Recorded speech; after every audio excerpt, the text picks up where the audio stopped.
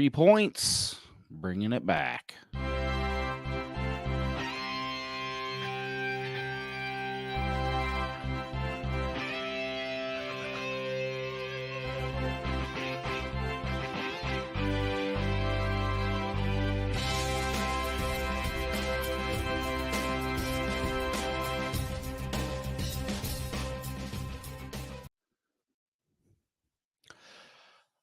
Were you waiting for a letdown? That inevitable fall from grace because something seems like it's always required to break around Cincinnati?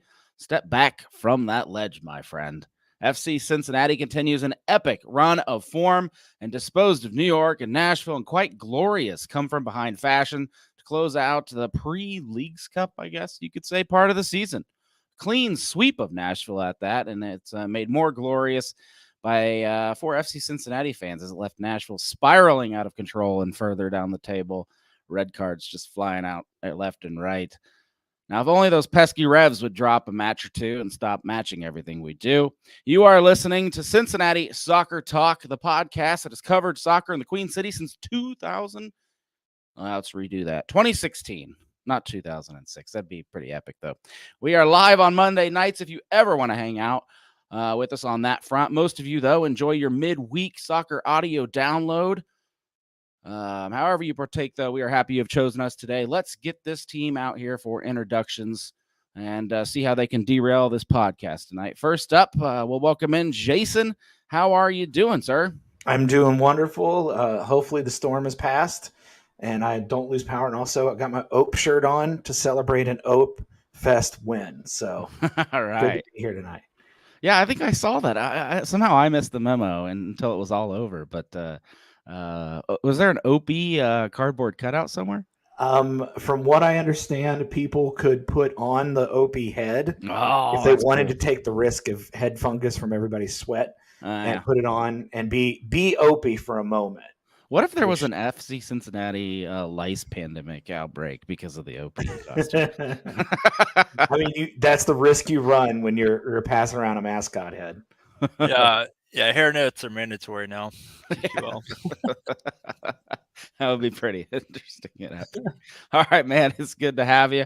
All right, next we'll throw it to Brian now over in Indiana. You're probably way safe from the storm. Yeah, man, we're safe. We're just dealing with the smog again and the smoke from Canada. Our air quality's gone way down in the last couple of days, but we're safe from tornadoes tonight, so I'm thankful for that. Nice. All right. Well, good to hear. I think whatever storm hit all these guys up north is coming my way because it keeps getting darker and darker outside. So, well, Jason's going to carry us then if that happens. His power doesn't go out. All right. Who do we got here? You don't look like Brian Weigel. What are you doing here, man? Snuck in the depth. I went into the grid and I put in a fake tornado siren, and I'm here now, man. I'm ready to go. No, Justin, I got to hang out with you at the match. Normally you're up in the box for us, and you actually got to chill and hang out and watch as a fan. So it was good to see you. First time this season, man, and we have gone to some stinkers, some exciting matches in the past, but first win. TQL in the stands, having a nice cold beer. That was amazing. Me and my buddy, we came up and oh my God, that place is loud when you're down there in the crowd. I love it, man. Wow. It's always weird a rain delay too, because the Bailey gets all fired up beforehand and there's some interesting things going on.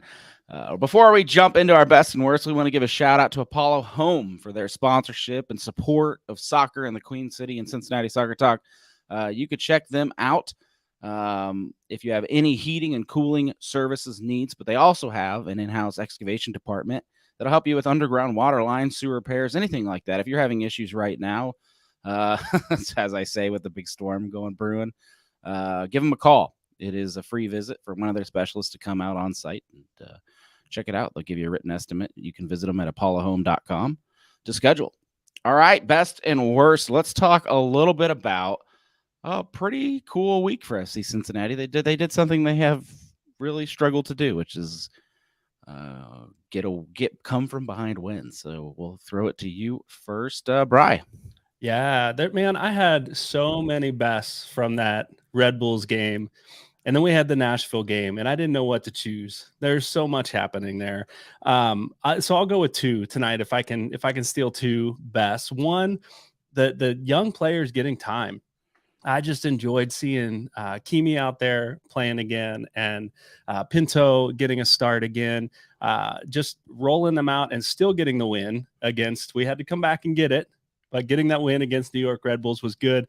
But I think my favorite best of the week, there's a lot from Nashville too, but my favorite best of the week was, I think it was Callan Williams. I could be wrong.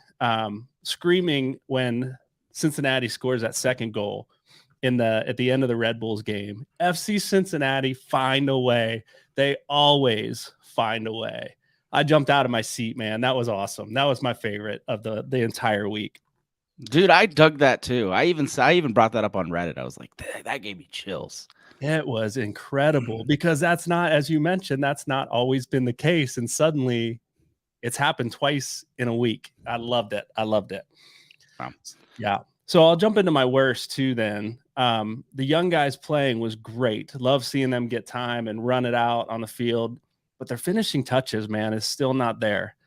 I know we'll talk about Kimi a little bit later, but that kid can take on anybody and beat him with the speed.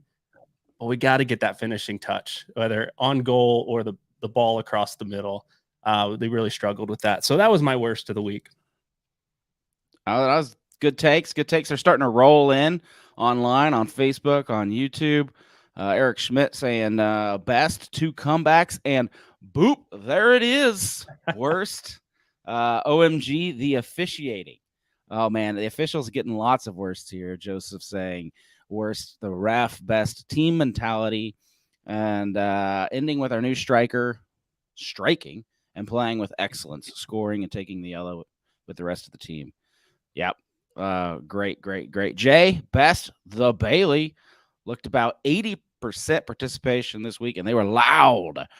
Yeah, the Bailey's a big section, so when you can get it from top to bottom, it's really rocking. Worst, aside from the ref, I appreciate you there, Jay, trying to give us some new news. The AC being out in what is he saying? 2/3 of the First Financial Club. Yeah, I didn't notice that. Did you? In the First Financial Club? I don't know. I was sitting in the stands with all the plebes. So while Jay Yates is living it up in the First Financial Club and escaping the humidity and getting in the air conditioning, I'm up in the upper deck next to Nashville fans, sweating like I'm in a sauna. So I don't want to hear it, Jay Yates. Sounds like you need a better job, Jason. Oh, look who decided to join us. Hey, welcome, Brian. We're doing best and worst. We'll give you a second, though. We'll throw it to Jason. I'm gonna, in honor of Jeffrey Tebbets, I'm gonna start with my worst and finish with my best. My worst, and to be honest, am I the only one who kind of forgot we played Red Bulls after that win on Saturday? My worst, and I don't like to do this, but it's Nashville fans, and so. I brought my brother and my nephew to the game, so I had to buy extra tickets. I got moved to the section literally right next to them in the upper deck on the end, which is still a great seat. And a couple of things. Guys, come up with some new material. Like, if you're going to do chants, that's fine. I'm not here to yuck your yum, but you got to get more than 3 of them, right? Chanting, you can't do that. Clap, clap, clap after every foul. That's like, I don't know, junior high school basketball game stuff. And then don't get mad when little kids chant the same thing back to you. But my biggest thing is when I'm a fan, I get heated at games. There have been games where my wife has wanted to escort me out of the building because I'm making a complete jackass of myself. But never have I once thrown out homophobic slurs at people. Oh, no. Don't do that. I don't care how mad you are. I don't care how bad the game is going. Yell at the referee. Yell at the players. They're getting paid more than any of us in the stands. Do that. Don't yell at other fans and use that kind of language. And then don't come back when it's pointed out online and say, well, what about FC Cincinnati fans? No. Police your own. There is no need for that in any environment. And there were lots of little kids around. I think the guy that did it immediately left, but he did get me saying, relax, Greg, it's soccer, yelling at him. So, yeah, that was – I don't like to be Captain Bring Down, but it needs to be called out. Can you do that voice again there for us? What the? Oh no! What about FCC fans? Sounds just like Nashville. Yeah, man. They're also mad that guy didn't throw the ball back to their player, which is just hilarious. The best, though, I mentioned I brought my brother and nephew to the game. They're from Louisville, and they're not huge soccer fans, but they had been to Louisville City games. And my nephew, I'm sorry. Yeah, I know. As we were walking into the game, he was like, is this going to be like, do they have like a place where I can play soccer during the game, like at Louisville City? And I said, no, buddy, it's a big stadium. And his eyes, when we walked into the stadium and he saw that stadium, and he had a ton of fun. He was taunting the Nashville fans. It was great. And when we left, I said, hey, was that more fun than Louisville City? And he went, yeah. So that was my best. We got a fan in my nephew over in Louisville. So that was great. Yeah, that's fantastic. Hot tip, though, there is a little area you can kick the ball around, like right outside the First Financial Club, next to that side entrance, the opposite Bailey. Oh, is it air conditioned? No, it's outside. It's He outside. wouldn't know that. He hasn't sat there. That's the gate. That's the gate I walk in every game. Yeah, it's pre-entry to the stadium, and anybody can kind of kick a ball out there, from what I can tell. So, just It's small. up. Yeah, it is small. All right, Justin. Oh best yeah, and worst, sir. My best is Jeffrey Tebbets. Thank you for those tickets. The First Financial Club was awesome. I'm normally in that last seat in the upper deck whenever I go to games. That was like a whole new experience. And I had Boston there to show me the ropes, pick up the beers. I mean, it's just a beautiful place. If you get a chance, any of you FC Cincinnati fans, you haven't been, it's awesome. It's like a beer hall, like a German beer hall. There's, food, there's, beer service. There's very short waiting lines at the bathrooms. It's like fantastic experience. And then the seats, oh my God, I don't know how Jeffrey Tebbets does it with those seats, man. It's a beautiful view. You get it right there at the top of the box. We got to see the Boupendza goal. I mean, it was fantastic. I'm just buzzing from that experience. Worst, I'm probably going to say the officiating over both games. I don't want to harp into it, but if I had to find a worst, I think that the makeup calls and the Red Bulls game, and then just the absolute inconsistency that they had in the Nashville game is very disappointing. And you heard Pat Noonan after the game; he's pretty disappointed with that performance from the officiating as well. Yeah. Otto on Facebook saying best 6 points in 4 days. Worst, I know they're trying to protect people, but shoving well over 3,000 people in a concourse designed for probably less than half of that has to be more dangerous. Yeah, I did talk to some people that were in the Bailey. It was pretty crowded down there. I still think it's a little bit more safe, Otto, than standing in metal bleachers, but during lightning. But we'll see. I guess it just depends if lightning hits them or not, huh? That's right. So anyway, is it me? Am I the only person standing, or have we done Bri? Hi, Boston. Not done, Brian. All right, Brian. Oh, shit. You're almost like the referee from this past week. They forgot he gave somebody a yellow card, just forgetting stuff left and right. It's only 15 minutes in, Boston. No, I think the best my week was the crowd. I actually got to chat with Lance McAllister, and he wanted to share his thanks to the entire Bailey and the stadium for, the support and rallying around him when he pulled that the sword out of the stone. So he was very appreciative of everybody there, and I just think that's kind of what we are here in Cincinnati. We had a little bit of a tough period there, but it was always about the next guy in and bringing people and supporting people and introducing them to our culture. So love it there. But really, my max best, we'll call it, because I love doing two bests, was just the feeling after that New York win. I have this weird feeling that we're unbeatable. I just had how you guys, if something just stupid happens and you just get the stupidest sounding laugh or giggle ever.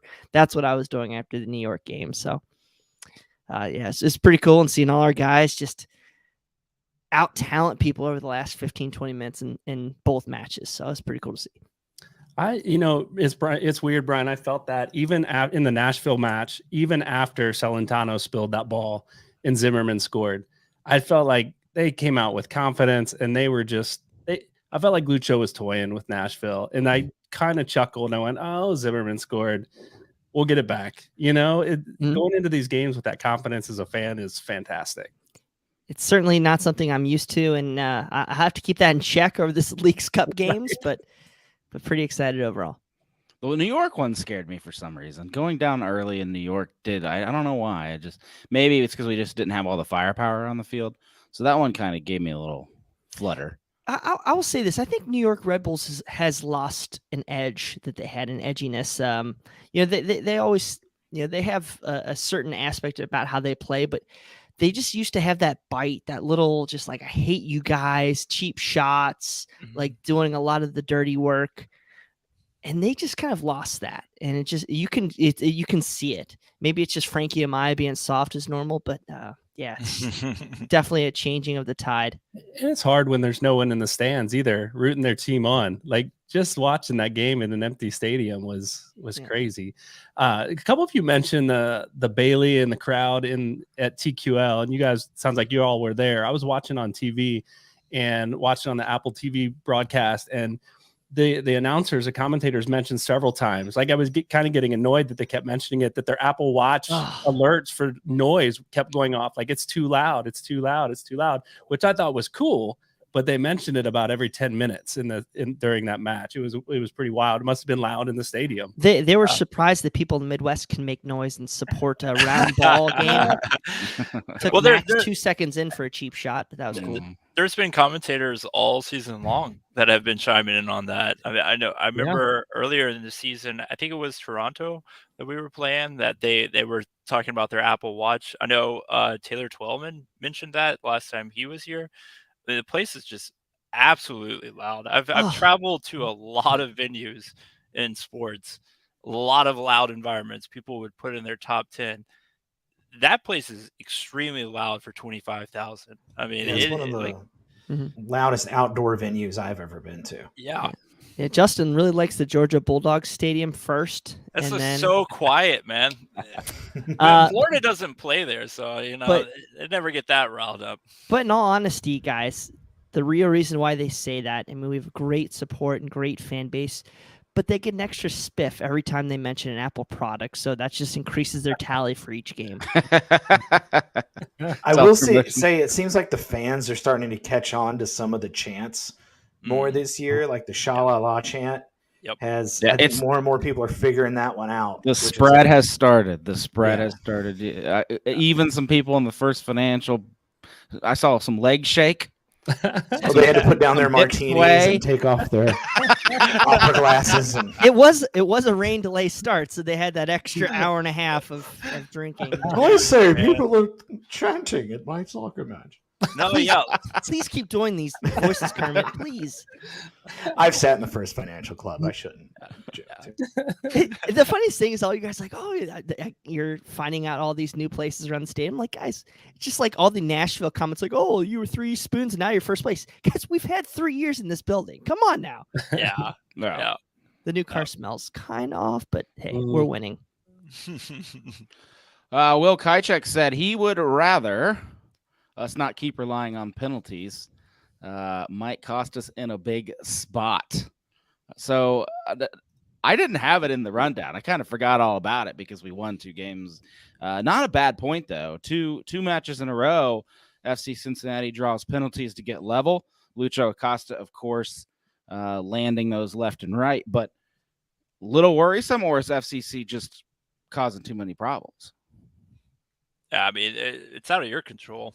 I mean, neither one of those penalties were something we were trying to clever. It wasn't like a Walker Zimmerman dive to get a penalty. You know what I mean? Like we're It's You just don't- natural, man. You don't just get penalties though, Justin. You get in the right spots to Well, you earn do. penalties. You do, and Agreed. the Barrial one was particularly just giving that Yeah. chance there with the defender that's kind of off his foot, and he's The defender, non-defender playing that defender role. Yep. exactly.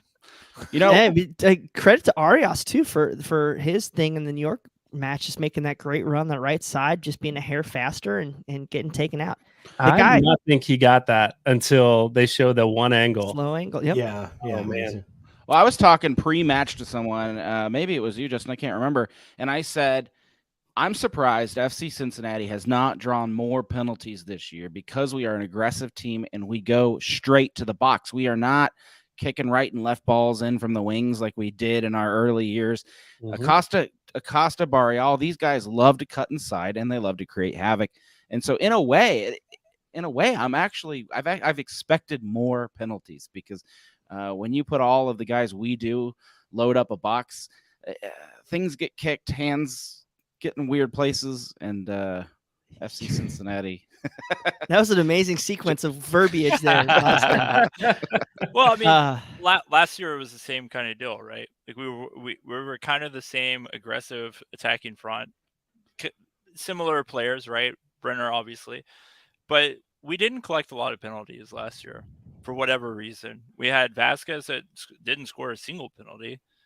Brenner, I think he scored one, maybe two penalties the whole season, and both of them were like, third, fourth in scoring last year. So it's just, for whatever reason, FC Cincinnati just doesn't find those penalties. And 2 games in a row, I'll take it going into the break. I think we're going at play. Like, we're getting in the right spots, as Brian mentioned, but I think we're going at players more now. We've got the talent, we've got the ability, and we've got, the Barrial's development over the last year and a half or so has been tremendous. And seeing him go in with the confidence to shoot the ball when he needs to, but to go at players and make the cut, I think we just have the talent that they're confident to go at it. So I'm surprised we haven't seen more. Maybe we will, but I think they're still getting in the right spots. And I think the goals will continue to come, whether they're off penalties or just the aggressive play once we get inside the 18. When you have the players FC Cincinnati has, you just go at teams, make them defend. You have so much talent. And I look forward just to seeing how teams are going to pick their poison. Like, are you going to double Brandon? Are you going to try to get guys on Acosta the moment he gets the ball? What are you going to do? Because no matter what, you're going to leave a Barrial streaking down the left side open. You're going to make a mistake focusing on any 2 or 3 of those guys. Arias is starting to blossom because they started to shut down Barrial. It's ridiculous what FC Cincinnati has. When you think about it. Well, I don't think I touched on my best and worst. So real quick, my best, the Nashville self-implosion, 4 red cards in 2 games against a team I do not like very much. That's what I call a party.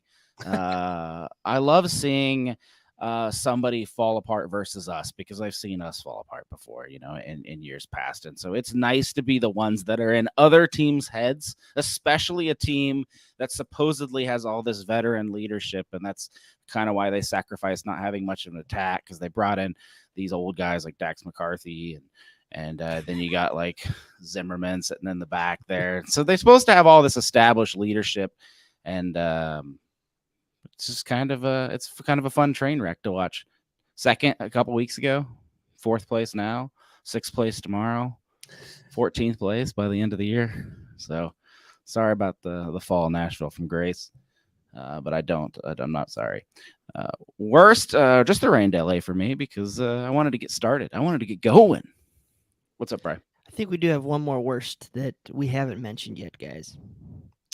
How the hell is it that Dom Kinnear or Pat Noonan have not won more Coach of the Week honors? Is it about damn time? Thank you. Come on. Is that the first? I don't even know. I don't think maybe they won one earlier, but I thought for sure Dom Kinnear would pull something out of his hat midweek as a interim, or Pat this weekend. I just shocked. I guess normally it's a coach that pulls off a surprise win, but when you're in first place, can you really do that?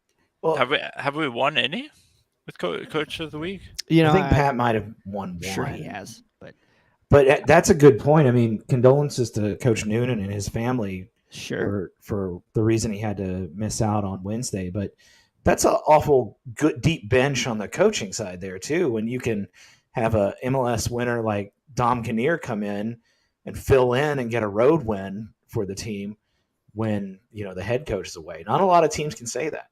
A comeback road win. Yeah, that too. David Moore said no, they have not won at all this year. It is just expectations. They're expecting us to do well.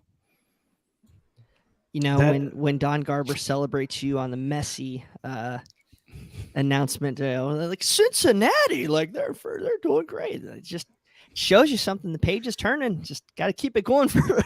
If we were a different market, it would be a different story. Bingo. The same with Lucho and the MVP race.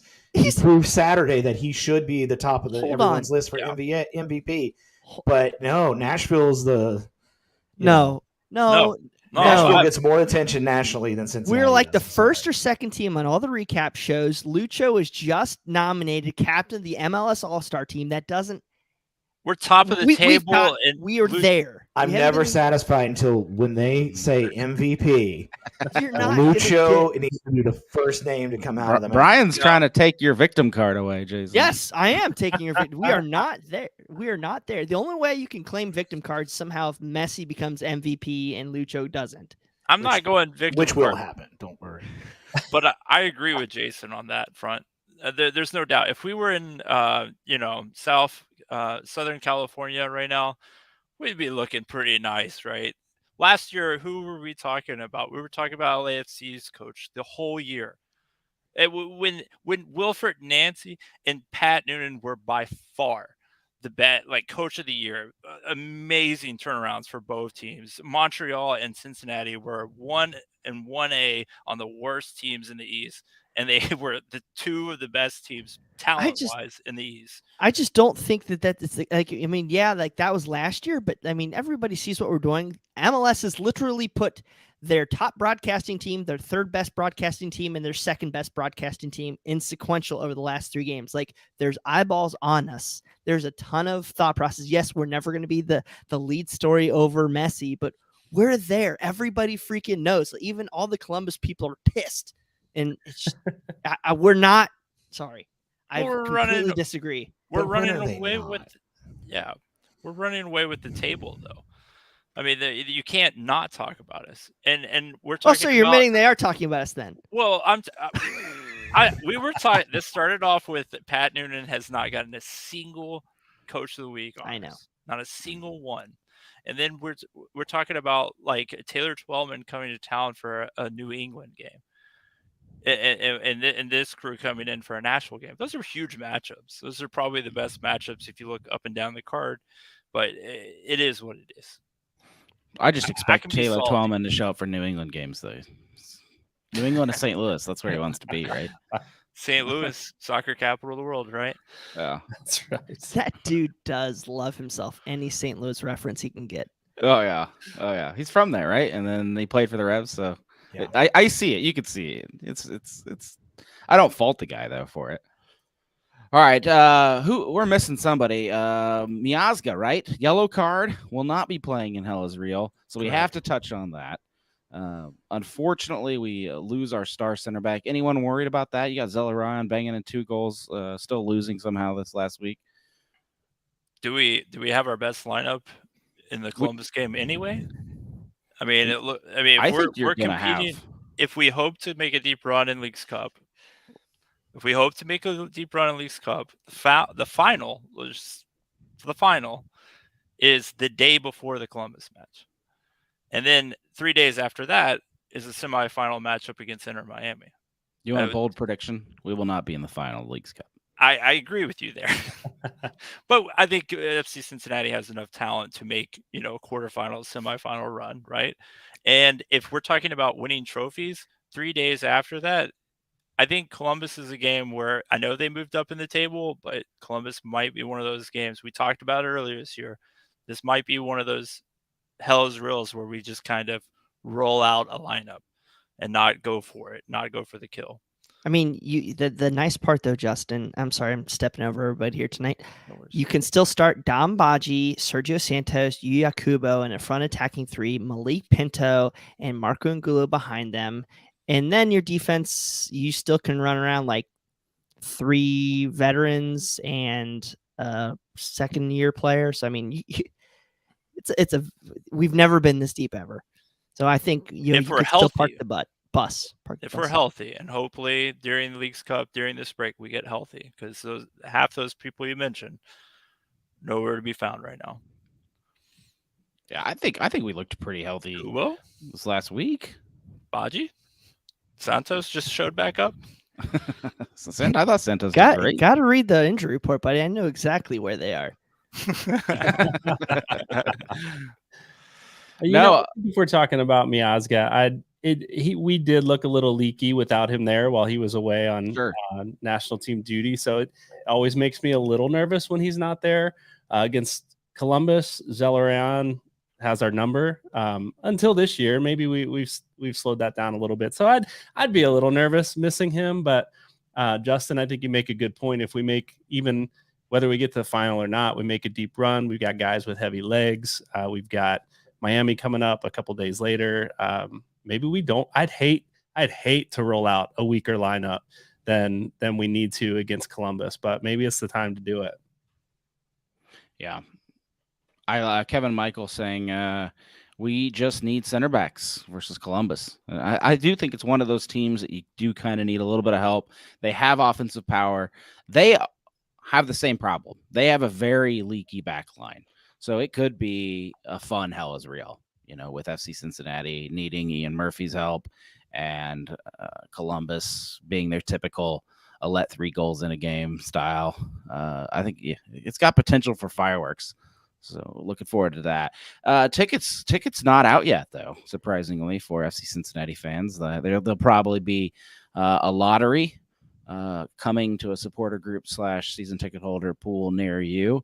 Looking forward to, we'll let you guys know if we hear how they're going to do that. But my advice is, if you are interested in going to Columbus, check out SeatGeek early and see if you can happen to check by your local supporter group and maybe the lottery. May the odds ever be in your favor.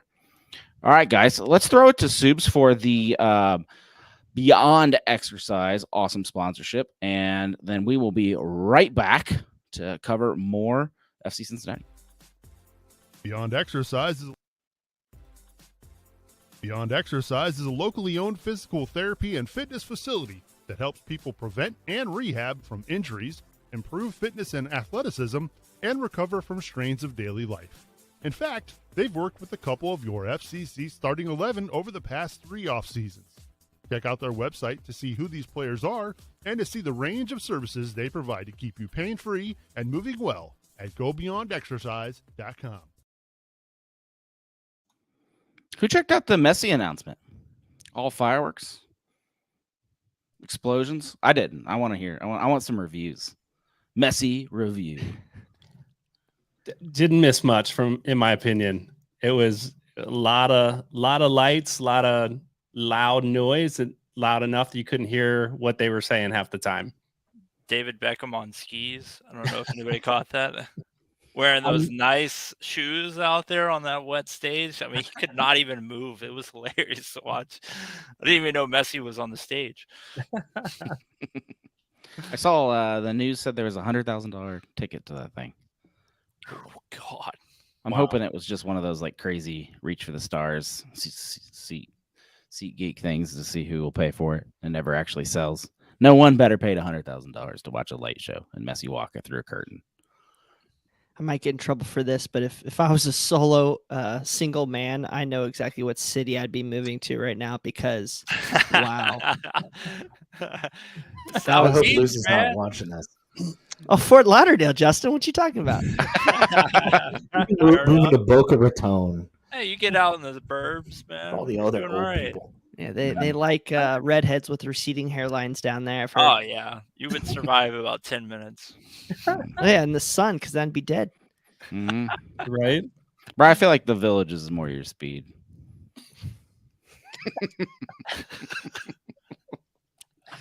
I have no idea what to say to that.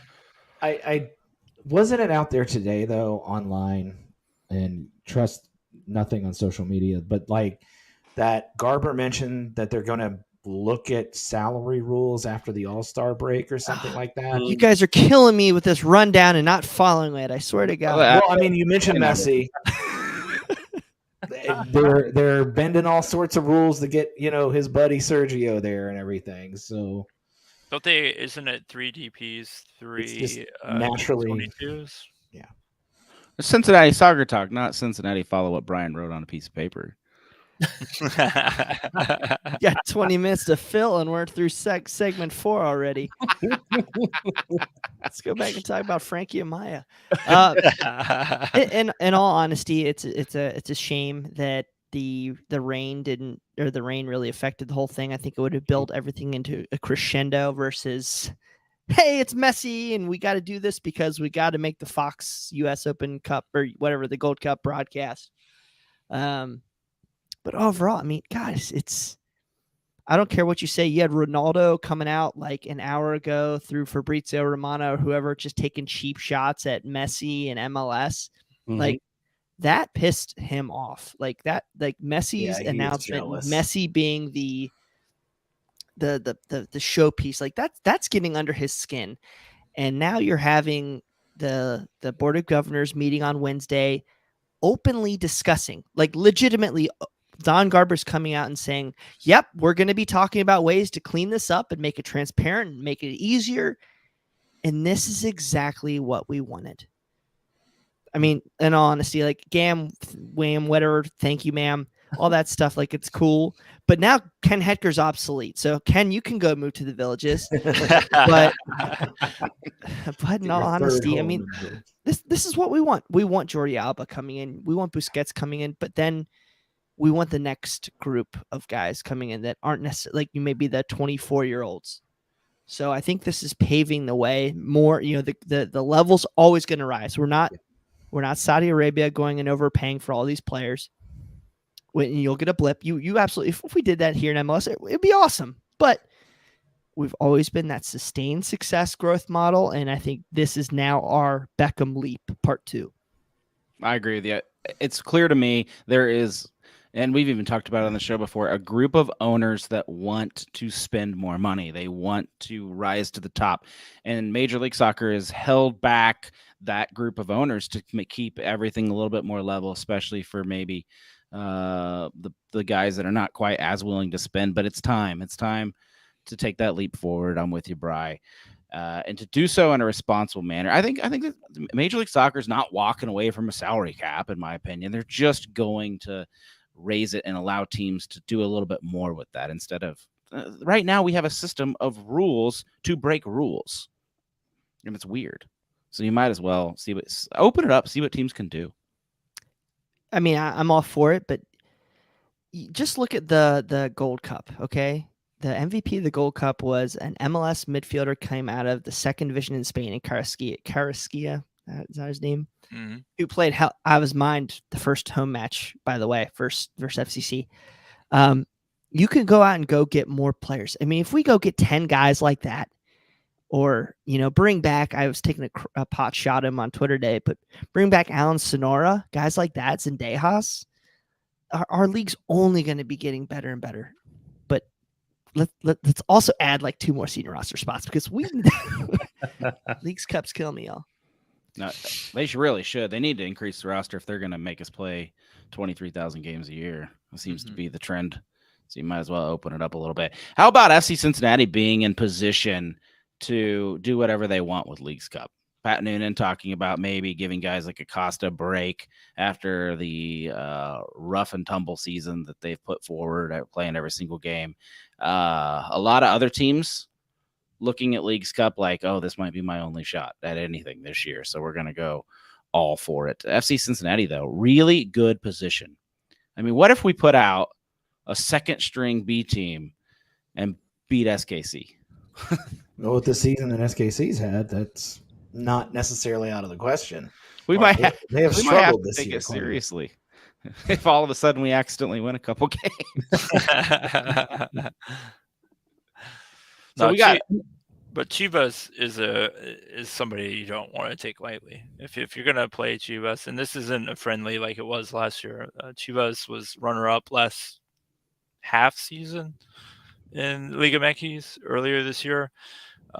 They really have come on as of late, and that's a team that you definitely have to respect. But yes, Sporting Kansas City, although the recent form has got them kind of out of the cellar, they're definitely a team that you can get a little bit more creative with.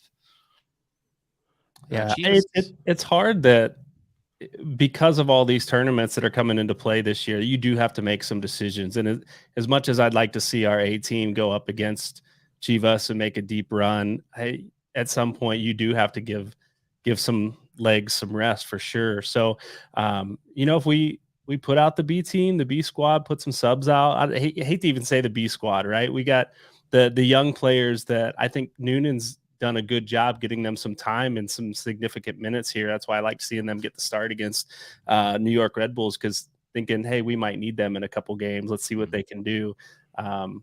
Yeah, I don't know. Maybe we sit back on this one. I still think you're looking at Boupendza out there to get the guy some minutes, to get him more familiar with it. The stadium's still going to be full of season ticket holders, so we're not looking at a half-sold game like a U.S. Open Cup or something. This is still going to be atmosphere full. I know some people are using it as an opportunity to check out FC Cincinnati for the first time because it's like the first game they could get tickets to this summer, because those have been flying off the shelves. So there's definitely some optimism. And I'm going to go to check out the SKC game for sure. It's been a long time since we've seen them. Guadalajara, correct me if I'm wrong, first place in the start. In the Apertura, they're first place right now. Yeah. Mm-hmm. Only a handful of games though, right? Yeah. And then Clasica obviously hasn't started. So the Mexican League is split up between like two competitions. I tried one year to follow Tigres and I got really confused what was going on. I hear you. No, but one of the weird things that hang over this tournament compared to the U.S. Open Cup, goes in rhythm with the MLS season. This is going to be a long pause. If you get bounced early, that's a long wait. I mean, we're playing the first two games in our group, so if we get bounced in that group, then we got a long way to wait. And it's kind of like we're in a little bit of an off season. I know that off season might be a little bit shorter with how many games we're playing nowadays, but it's kind of weird that you almost want to get past that group just as a coach. Even if you're not interested in making a run in the cup, you want to at least keep your guys a little bit fresh and not have this dramatic 3-week pause right in the middle of your season. Well, when they had the MLS's back tournament back during COVID, and Nashville and another team couldn't do it because of several players being unfortunately infected, that actually came back to help them later that season because they were fresh. At least that would be my argument, because I think that was Nashville's. They made the playoffs that year. First year. Yeah, that was their first year. So, getting bounced may not necessarily be a bad thing. I mean, I hope that they go out there and take it somewhat seriously. I'm not as big a fan of the Leagues Cup as Brian is, but I would hope that they do at least try to get some minutes for Boupendza, some minutes for these younger guys, and at least try to beat Chivas, because that's a big opponent coming into TQL. This isn't going to be FC Cincinnati versus Detroit City FC when we put a row of chairs in the corner and have our top 7 players sitting there rooting on the team. I mean, you're going to have Lucho come off the bench. You're going to have Boupendza come off the bench. Barria, they're going to come off for 20 minutes because you're just going to have to do that. I mean, MLS is going to want all their teams to do it. I can't imagine a world where they don't. Maybe Lucho doesn't because of everything he's going through for the All-Star game this week, but I think it's going to be exciting. I hope Chivas doesn't run out players with 3 numbers on the back of their jersey like they did last year. We saw number 125 on their roster come out. That was something to see. But I'm super pumped. I agree, though. I think the U.S. Open Cup is not important until it is, and where I think Leagues Cup is actually more important in the scheme of things. because it's all condensed like this. So I'm kind of sad if we don't really go after it, but I see why. I'll give it to you. It seems a little bit more important now that I'm up against it, and I don't see any games outside of it. So I guess the question is if you're Pat Noonan, what's more important to you, getting a trophy through the Leagues Cup, or you have 4 spots easily obtainable right now? Because Supporter Shield gets a CONCACAF Champions Cup spot. The Eastern Division, say if somebody else wins the West. So basically your top 3 Supporter Shield plus the US Open Cup. So what's more important to you guys, winning this new trophy or taking a dive for a little bit? What's he being told by? What are the teams being told by MLS in the front offices? Because MLS wants to make this a big deal. So are teams kind of being told, hey, don't go running out your B teams. Take this thing seriously and, I think make it a thing. Correct me if I'm wrong, guys. I think the majority of teams will be taking this very seriously versus the US Open Cup early rounds where they literally throw out MLS 2 players. No. FC Cincinnati is just in a unique spot because it looks like they have some kind of CONCACAF spot already locked. I mean, I hate to say that too early, but there's a lot of options, and FC Cincinnati is kind of a favorite for almost all of them. Yeah. So they have to really blow it to not get not a single one of them. Yeah, we're two matches away. Yeah, and that's it for the U.S. Open Cup. So then the option comes: do you think FC Cincinnati can win Leagues Cup, win Open Cup, win Supporter Shield, win MLS Cup, and be legends forever by winning 4 tournaments? And if that's on the table, then let's go.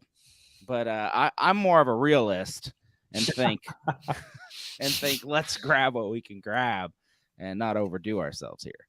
I think because of our run in the U.S. Open Cup, that this is the most disposable tournament. And I'm not saying disposable as don't roll anything out there, pack it in, call it a night. I think that you have a trophy right there in the Open Cup. You have to take advantage of that. You're top of the Supporter Shield by a significant margin at this point. So, and then MLS Cup is just a crapshoot with really good teams, and once it gets past the first round, anybody can win. So I think that Leagues Cup is one of those matches where you're not really trying to collect all the Infinity Stones to make it. You're not. You're just, if you can and the road kind of opens up, then sure, just like in the Open Cup, if the road opens up, then that's something that you go for. But like we said, hell is real coming right out of it, and then a huge semifinal match to win our first trophy as a MLS club. And I think here's what we have going for us. We've seen it a number of times already this season is we roll out the young players, right? We roll out Kimi up top. We roll out Angulo in the middle and give Lucho a break. We put Barrial on the bench for 1 or 2 games or whatever. He comes in late as a sub. We got guys that can hold it down early in games. They can compete. They may not come out on top, but they can compete and hold the game close. And then we bring in these guys at the end of the game so they get the rest they need, and they got the firepower to do it at the end of the game. I don't know. I'm hopeful, Boston, if we could come away with all 4, that would be fantastic. Like, that's how I think. I'm hopeful. But again, I do think some of these guys probably need a break. But I think there's a line there, man. I think Justin said it earlier. If we go out early or we give these guys too much of a break, do they come out rusty when it counts in the U.S. Open Cup semifinal, when Messi and Busquets are on the field? And when we to finish out the season, man, we don't want them rusty in those times when it really matters, when we're this close to getting 2 or 3. Do we want to go for 4? I don't know. I do, but I don't know. I'll tell you what, if Jimenez knocks in 4 goals in the first 2 games of this thing, I'm saying go yeah, absolutely. And then I'll be with you on the quadfecta, as Jay put it on Facebook just now. But Brian made a good point. We're the baby face right now. of the MLS, and it would be very disappointing for the whole league if FC Cincinnati didn't show up and put out its good product. At some point, I think we should probably talk about the Nashville game. We've kind of completely forgot about that. I'm just checking out my Twitter right now, seeing that Lucho Acosta met Joe Biden this afternoon, and I cannot believe he didn't walk out with his citizenship. So you better, Mr. President, come on, yeah, come on, Joe. Oh yeah, because he's in DC for the All-Star game, right? Yep. Cool. Yes, if you look at your rundown, you'd see that. I thought we ignored that a while ago. All right, Jason wants to go to Nashville. I think he's got like 5 more Nashville. No, I just wanted to like point out, I just wanted to make the point of how happy I was to see Aaron Boupendza come into the match against Nashville and the fans just going nuts doing the BOUP there it is chant. I did not see that coming, did you? My nephew he had a bedtime, so we had to leave a little early, so we had to leave right as he was coming in, and I could hear them chanting BOUP there it is as we were leaving the stadium. But the fact that later on he had no clue what that was a reference to, but he seemed like he was having a good time, and that's what you want to see in your DP. Not someone who's checked out before they even check on the pitch for the first time. And the fact that he, first couple seconds into the match takes a rip, and then 10 seconds after, we missed a chance to score in an empty net, gets a nice pass from Vasquez and finishes one off. I think that is a good first taste of what this guy can do, and I'm hopeful to see a lot more from him as we move forward. Genuinely excited to be there, right? Yeah, it seemed to be. So you guys, again, you all were there. Did you watch the recap? Did you watch anything afterwards? Yeah. The smirk on his face when he ripped that shot from about 30 yards out, and Willis, all he could do was knock it away. It was right at his chest, and he just looked at Lucho and just kind of smirked. I was like, this dude's got confidence, and I love it. Yeah, and then 5 minutes later, he gets the ball on his right foot and can't do anything. Right. So it's gonna be what it is. Get that ball to the left. I liked the shot. That's one thing that we don't do this year very much. We don't take those shots sometimes when we should. So shoot, if we're gonna have a guy that's gonna rip them from out, and as long as they don't miss Lucha streaking inside. Right. Well, Coach Noonan said some comments about Boupendza, like including like him dropping back just to try to get on the ball, get comfortable with the thing, and this really isn't how he's going to be playing in the future.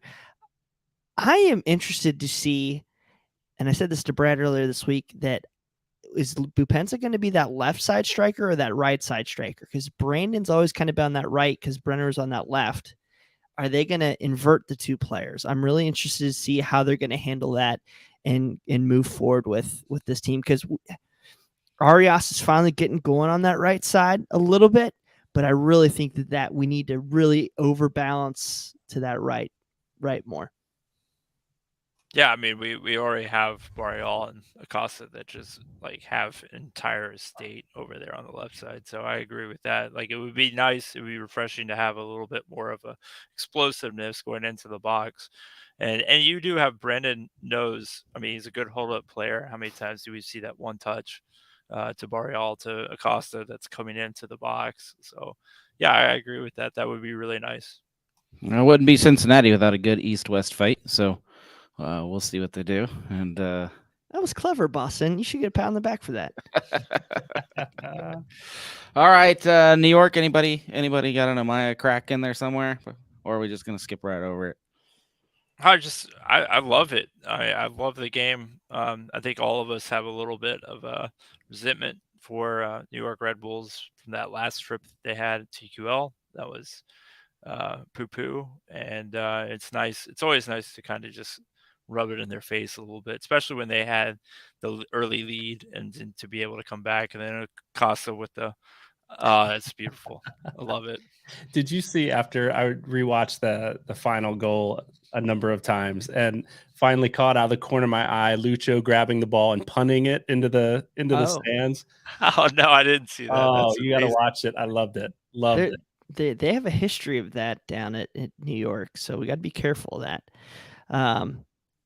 The one thing I noticed through these past two matches is the level of Nwobodo, and I think we've all realized that he's been very good, but he got injured earlier, and I just didn't think he was has not been the same player this year. I think he's been very good, but he was progressing the ball up the field a lot more previously last year, and I think you start to see that a little bit. You're starting to see that a little bit more, him be able to be mobile enough to get out of tackles, spin around players, carry that ball, and then that allows Lucho to get the field a little bit higher. Add Boupendza into that, maybe Junior Moreno, or we'll see what happens with oh shoot, what's his name right now? The Ecuadorian. Thank you very much. I apologize, guys. Angulo, to be able to put some balls into the feet of Vasquez, Boupendza, and Acosta more. And I think that'll unlock Brandon more. I think that'll get more and more goals. So we'll see what happens over this, we'll call it quote unquote break, what Coach Noon's able to get cooking with these guys. But I think Nwobodo's getting to be top of his position. Arias is starting to become everything we hoped for. Oh, yeah. I think we said that on the show repeatedly. If we can just get 2/3 of a season out of this guy and see what happens and rotate, I mean, he's almost becoming indispensable over there on that right side. And he's found his offensive footing, which was not something he was known for coming in, really.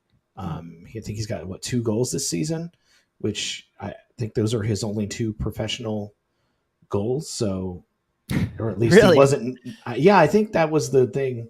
I could be completely wrong, but I think that was the thing, is he had not really scored a bunch, if at all, until coming to MLS. So he's really finding that aspect of his game that I think, we hadn't counted on. I think early on too, he found his way into the box, but he was never really dangerous with the ball. He wasn't finding feet. He wasn't hitting it on frame. And now that he's quick, he's aggressive. We saw he got to that ball in New York and he's playing better balls across. He's making better runs. So he always had the ability to get there. I think we're seeing him finish it off now in his development this season. It's been great. Yeah. Wednesday, July 19th, 2 days away, MLS All-Stars play some team with a cannon in their logo. And there is one FC Cincinnati player in the skills challenge, which is probably my favorite part of the All-Star game. Some of that weird stuff that MLS does before the match. So who's looking forward to Wednesday? That's Tuesday night is the skills competition, Boston. So congratulations on that. Skills competition, it has to be Barreal, right? Tuesday. No, it's Lucho. They put that's Lucho. Got to look at the Twitter, everybody. I used to be that, but I used to be an All-Star game apologist. I used to be the one who's like, yeah, All-Star games are fine. Every league does it. It's an American thing. But if MLS is going to be scheduling the way that they're scheduling with this Leagues Cup and with Open Cup and all this other stuff, we need to just either drop the All-Star game altogether or have it at the end of the season or at the beginning of the season. It's not something that I'm looking forward to at all this year. Plus, it's against Arsenal, and I'm a Spurs fan, so. It's only relevant, Jason, as long as at least 3 or more of our players are on the team. Then all of a sudden I care. I honestly, I don't think I've watched an MLS All-Star match until last year. Yeah, I watched it because of what we had Brandon and Acosta there. I'm significantly more excited for the skills competition. That's actually, if you guys are going to tune into one thing, check out the skills competition. It's pretty neat. I'm glad you told me it's Tuesday. I would have missed it. I'm here for you, buddy. I don't know why I thought it was all on the same day, but just seething in anger over the rundown being thrown out. It's okay. A lot of disappointment in my life. It's all right. What else is new going on? United States women's national team getting announced at TQL Stadium. Back. Too early to call it a victory tour. So yes, they're coming back to TQL Stadium. It's awesome. Very excited. I don't seriously with all these extra matches at TQL Stadium. I traditionally don't complain about spending too much on tickets, but gosh darn it, it's another bill. But it's great to see them. They're kicking off the World Cup this Friday night, I think. And I really hope that we can celebrate Rose and build a statue of her, put it outside, and announce an expansion bid. Let's do it. Wow, you put it all on the table there. No pressure. Just give us time to do it. The clubs come out and said after we build this new entertainment district. So I said 2020. Oh, you're an architecture. Oh no, you're not anymore. 2025, 2026. Boston. Boston had the deets. Yeah. NDAs and such. No, they're going to throw it up quick, but that can't be what they're waiting on. I think they've come out and said as such. Well, the Women's World Cup is coming to the U.S. in 2025. 7. Mm. So I wouldn't be surprised to see Cincinnati put in a bid to probably have it, either at Paycor or TQL, most likely Paycor, and then that would be a great time to kick off your first season of whatever women's league you're playing in at that point. Yeah, you're not wrong. Whatever, the USL Super League making a comeback. Yeah, whichever league is around. No, I hope so. I really do. Yeah. Nope. I was thinking maybe it was the Olympics. Nope, that's not it either. So something's in 2026, right? The Men's World Cup, you bozo. I feel like I set money aside to go out the window in 2026. So 2024. Yeah, after this, I need to ask you, Boston, what's the best way to start saving up for that? Sheesh. Little advice. 2024 is the CONMEBOL CONCACAF Copa America. 2025 is the FIFA Club Super World Cup, whatever they're calling it now, with I think 5 teams out of CONCACAF going. 2026 Men's World Cup, 2027 Women's World Cup, and there's the Olympics thrown in there. And we have to be hosting one of those. We have to be, right? I have no idea. Not 2026 World Cup, but we have to be getting a Clubs World Cup, or we have to. Cincinnati, you mean? Yeah. We have to be getting a site. I mean, we can't just be a watch party. Winter Olympics ice skating, TQL Stadium. Hey, I would pay so much money to see a Winter Classic at TQL Stadium, even though we don't have an NHL team. But Cyclones versus Evansville, baby, let's go. Toledo Walleye, bring them in. Oh Lord, there goes our pitch. Hey, I'm the one advocating for a wrestling pay-per-view at TQL Stadium too. So, are you the only one advocating? Probably, but I'm gonna make it happen. Is there still money in that? Just out of curiosity. Yeah. Yeah. WWE just got bought for billions. Yeah. Hundreds of tons of money. I don't know. AEW signed nearly $1 billion deal with Warner Brothers Discovery. Somewhere between 14 and 15, I stopped watching. All right. We've derailed. We've completely derailed. Like a train full of chemicals somewhere in the Midwest, we have lost our cargo. Oh, my God. Too soon. We are going to jump into the final thoughts. And Justin, you're up first. I'm just going to say it was great being on Facebook this week. Next week, we won't be back on Facebook from some of the... I'm just kidding. No. The final thoughts for me is just, it is kind of a good break for FC Cincinnati. Obviously, as previously mentioned, there's a few forwards that we need to get back healthy and playing some minutes. And I think it's really good to be bringing in Vasquez and Boupendza and Miazga back at this club and really start doing some of those training sessions that Pat Noonan was saying we were lacking, because I don't think we've had a full 11 playing with each other 2 straight weeks. So let's get some training sessions together. And to the right, Jason. Final thought. Good luck to USL with your publicity stunt of trying to announce Pro Rel on Messi Day. Good luck. Love you. To actually get that working. I'm not a fan of ProRel.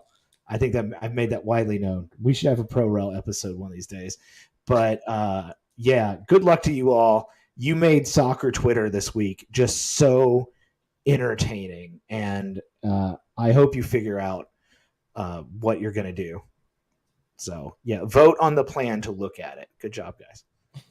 Let us know in the comments of this episode on YouTube or Facebook if you want us to do a Pro-L episode starring Jason and anyone else on our team that wants to spice things up.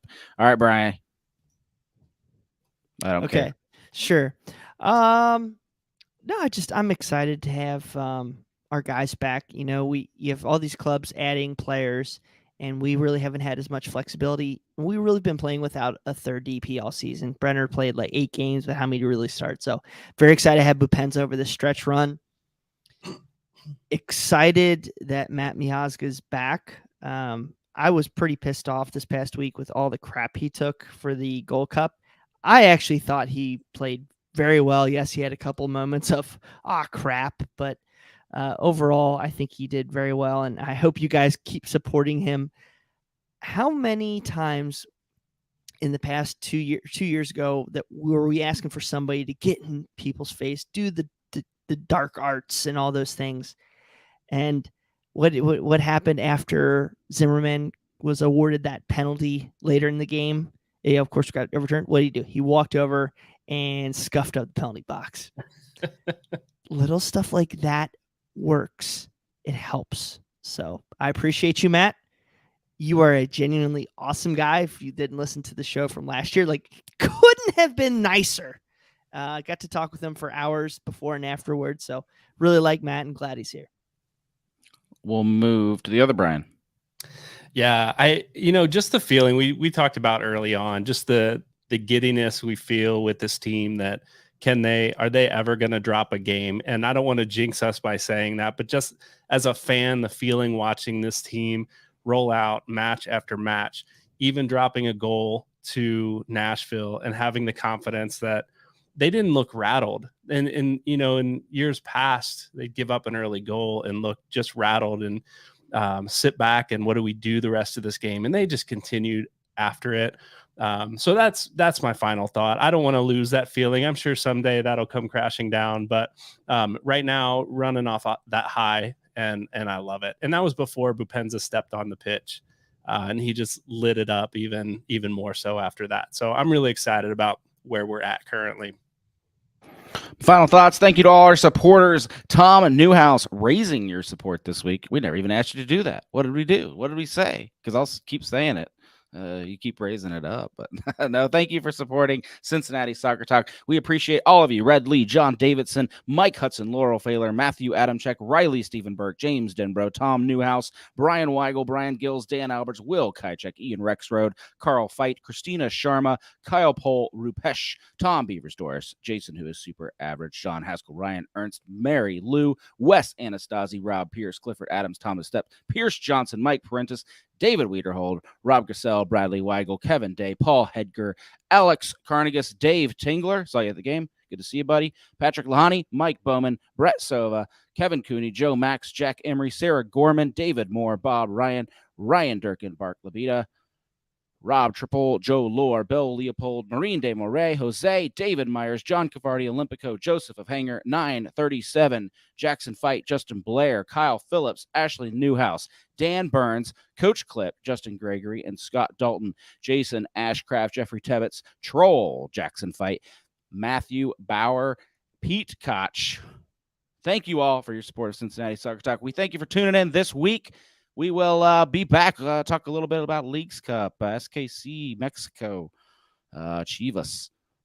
See you next time.